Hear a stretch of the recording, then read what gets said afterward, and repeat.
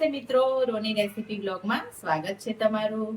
તો આજે આપણી રેસીપીમાં મસ્ત એવા આપણે ભૂંગળા બટાકા જે ભાવનગરના ફેમસ છે એ બનાવીશું ઘરે। અત્યારે તો ઘણી બધી જગ્યાના ફેમસ થઈ ગયા છે, તો આપણે ચલો મિત્રો આજે હું એ બતાવું તમને કે હું કેવી રીતે બનાવું છું। તો ચેનલ પર નવા હોય તો ચેનલને સબસ્ક્રાઇબ કરી દેજો અને તમારા ફેમિલી સર્કલ અને ફ્રેન્ડ સર્કલ સાથે શેર કરજો। તો આ રીતે આપણે એકદમ મસ્ત એવા ભૂંગળા અને બટાકા બનાવવાનું સ્ટાર્ટ કરીશું। તો આ રીતે મેં બનાવી લીધા છે, તો તમને બતાવું અને આને આપણે સર્વ પણ કરી લઈશું। એકદમ મસ્ત એવા ટેસ્ટી એવા આપણે બટાકા ભૂંગળા બનીને તૈયાર થશે અને એના ઉપર આપણે થોડું એવું લીંબુ નીચોવીશું, એનાથી મસ્ત એવો ખટમીઠો ટેસ્ટ આવશે અને ચટપટા અને તીખા અને મસ્ત એવા આપણા ભૂંગળા બટાકા તૈયાર થઈ જશે। તો ચલો આપણે બનાવવાનું સ્ટાર્ટ કરીએ।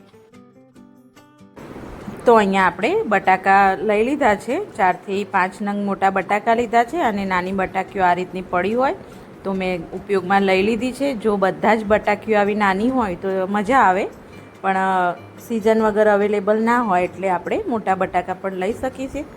તો મોટા બટાકાના આપણે 4 ટુકડા કરી દઈશું અને આવી રીતે કાંટાની ચમચી મદદથી અંદર થોડા હોલ કરી દઈશું, એટલે જેથી કરીને આપણે જે મસાલો બનાવીએ છેક અંદર સુધી મસ્ત એવો જાય। તો આ રીતે 4 ટુકડા કરી લઈશું અને આ રીતે ચમચી વડે હોલ કરી લઈશું અંદર। હવે એક બાઉલ લઈ લઈશું આપણે, તો એમાં આપણે 4 થી 5 ચમચી જેટલું તેલ લઈ લઈશું।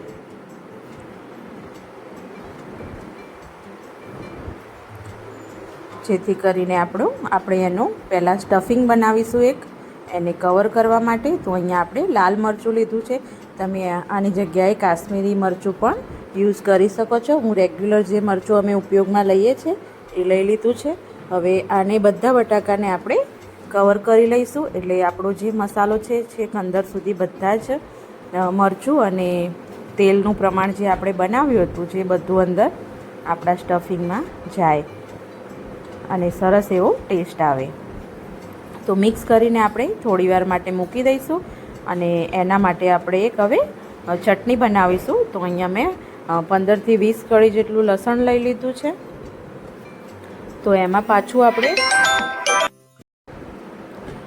એમાં 2 ચમચી જે લાલ મરચું આપણે પહેલાં જ સ્ટફિંગમાં યુઝ કર્યું હતું એ જ 2 ચમચી જેટલું આપણે લાલ મરચું લઈ લઈશું અને થોડું આપણે સ્વાદ પ્રમાણે મીઠું લઈ અને થોડુંક અંદર હવે પાણી એડ કરી અને એકદમ સ્મૂથ જેવી પેસ્ટ બનાવી લેશું।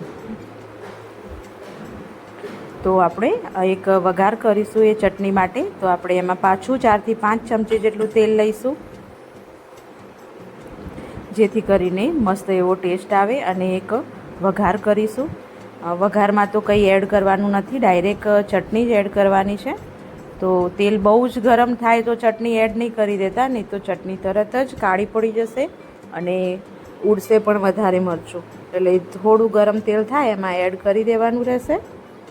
તો અહીંયા આપણે બધું મિક્સ કરી લીધું છે અને થોડું એવું જ તેજ મિક્સરના જારમાં પાણી એડ કરીને આપણે જે સાઈડોમાં બધું ચોંટી રહે છે એ બધું આપણે લઈ અને એડ કરી દઈશું અંદર, પાણી અડધો ગ્લાસ જેટલું। હવે આ પાણીને આપણે થોડી વાર એવું ઉકળવા દેશું અને લસણની જે કચાશ હોય એ બધી દૂર થઈ જાય અને આપણે સ્વાદ પ્રમાણે થોડું મીઠું એડ કરી દઈશું। આપણે ચટણીમાં મીઠું નાખ્યું હતું, તો અડધી ચમચી ચપટી જેટલી હળદર અને અહીંયા અડધી ચમચી જેટલો મેં ગરમ મસાલો લઈ લીધો છે। તો બેઝિક મસાલા જ કરવાના છે, પણ એકદમ જોરદાર ટેસ્ટ સાથે મસ્ત એવી બનીને તૈયાર થાય છે। તો હવે આ ચટણીને આપણે 4 થી 5 મિનિટ જેટલી થોડી આપણે પાણીને આ ઉકળવા દઈશું અને ઉપર તેલ આવી જાય ત્યાં સુધી આપણે કરી લીધું છે। તો અહીંયા જુઓ મસ્ત એવું આપણું તેલ ઉપર આવી ગયું છે અને આપણી ચટણી ચડી ગઈ છે। તો હવે આ સ્ટેજ ઉપર હવે આપણે બટાકાને એડ જ કરી દેવાના છે અંદર। હવે આપણે ગેસ પણ બંધ કરી દીધો અને હવે આપણે લાસ્ટમાં બટાકા એડ કરી દઈશું બધા સ્ટફિંગવાળા। તો જલ્દી પણ બની જાય છે આ વસ્તુ અને ટેસ્ટમાં પણ જોરદાર લાગે છે। સેમ ભાવનગરની બટાકા ભૂંગળાનો ટેસ્ટ આવે સેમ એ જ રીતનું ટેસ્ટ આવે છે।